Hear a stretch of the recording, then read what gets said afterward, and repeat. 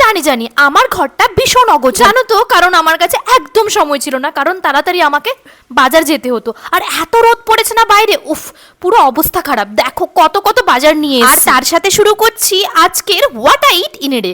আজকে হলো ডে 18। আর সকালে ব্রেকফাস্টে খেয়ে নিলাম চাউমিন, এটা কিন্তু হেলদি ওয়েতে বানানো। তারপর আজকে আমি বাজার থেকে নিয়ে নিলাম চিকেন, মাছ। আজ আমি রান্না করব চিকেন আর ফ্রাইড রাইস। চলো চলো একটু রেসিপিটা দেখিয়ে নিই। প্রথমে চিকেনটাকে ভালো করে ম্যারিনেট করে রেখে দিলাম, তারপর সব ধরনের মশলা কষিয়ে তার উপর চিকেনটা দিয়ে দিলাম। ও বাবারে কি গরম পড়েছে, তাই একটু লস্যি বানিয়ে নিচ্ছি ঘরোয়া পদ্ধতিতে, তাও হেলদি ভাবে। জানো তো এই লস্যিটাই কিন্তু আমি কিচ্ছু ব্যবহার করিনি, শুধু হালকা একটু চিনি আর একটু নুন ব্যবহার করেছিলাম।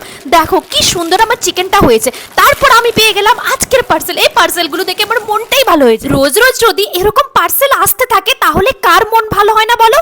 এটা ছিল আমার একটা পিয়ার প্যাকেজ। এই সুন্দর সুন্দর পিয়ার গুলো আমি কিভাবে পাই তার জন্য কিন্তু কমেন্ট করতে হবে। আর এই পার্সেলে কি আছে সেটা আমি নেক্সট ভিডিওতে তোমাদের সাথে শেয়ার করব। চলো চলো এখন শুরু করি আমার লাঞ্চে আমি রীতিমতো বানিয়ে নিলাম আমার চিকেন, আমি খেয়েও নিচ্ছি। দেখা হচ্ছে পরের কোনো ব্লগে।